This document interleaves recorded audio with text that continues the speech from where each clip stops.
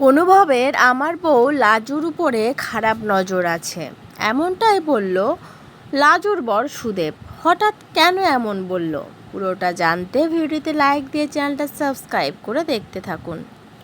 কোণে দেখা হলো সিরিয়ালের একটা নতুন প্রোমো আমাদের সবার সামনে এসছে।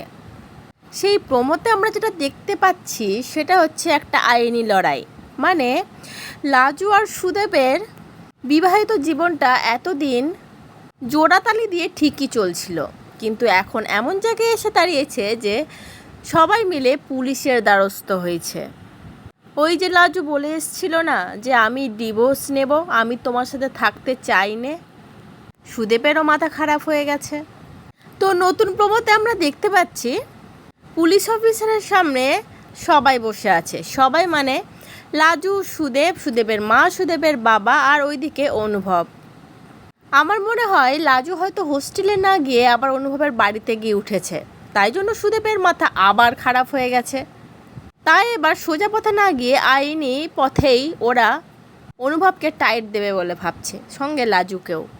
এখানে সুদেবের বাবা পুলিশ অফিসারটাকে উদ্দেশ্য করে বলতে থাকে অনুভবের দিকে হাত দেখিয়ে যে এই ব্যাটা ছেলের জন্য, এই ছেলেটার জন্য আমার ঘরের বউ ঘর ছেড়ে বেরিয়ে এসছে, জানেন আপনি অফিসার? তখন লাজু সঙ্গে সঙ্গে প্রতিবাদ করে, না না, মিথ্যে কথা বলা হচ্ছে, আমি তো হোস্টেলে থাকি, আমি তো ওনার বাড়িতে থাকি না।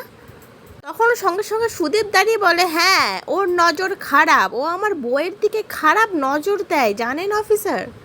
সঙ্গে সঙ্গে অনুভব দাঁড়িয়ে ওঠে যে একদম লাজুর ব্যাপারে উল্টোপাল্টা কথা কিন্তু আমি বরদাস্ত করব না। তখন সুদেব আবার চিৎকার করে বলতে থাকে, লাজু আমার বউ, আমি আমার বউকে নিয়ে যা ইচ্ছা তাই বলতে পারি, তাতে তোমার কি? লাজু সবার সামনে জোড়হাত করে বলছে, আমাকে নিয়ে কথা হচ্ছে, আমাকে তো কিছু বলতে দাও।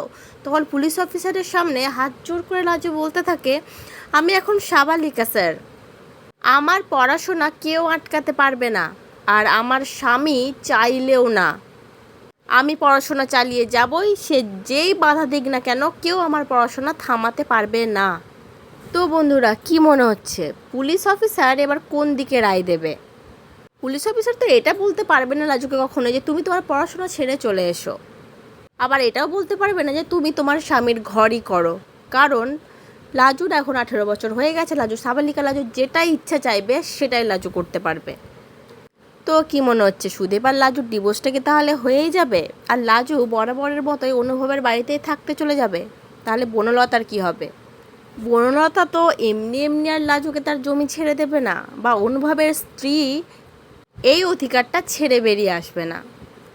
তাহলে কি শুরু হবে আবার নতুন কোনো লড়াই? লাজুর জীবনে কি আসতে চলেছে আবার কোনো নতুন মোড়? তোমাদের এই ব্যাপারে কি মন্তব্য অবশ্যই কিন্তু কমেন্ট করে জানিও।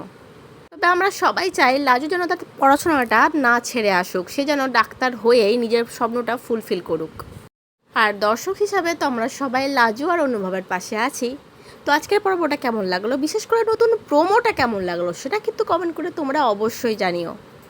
আর কোনো দেখা আলোটা সিরিয়ালটা শেষ হয়ে যাওয়ার কথা ছিল, কিন্তু শেষ হচ্ছে না, আবার নতুন করে নতুনভাবে আমাদের সবার সামনে আসতে চলেছে কোণে দেখা আলো।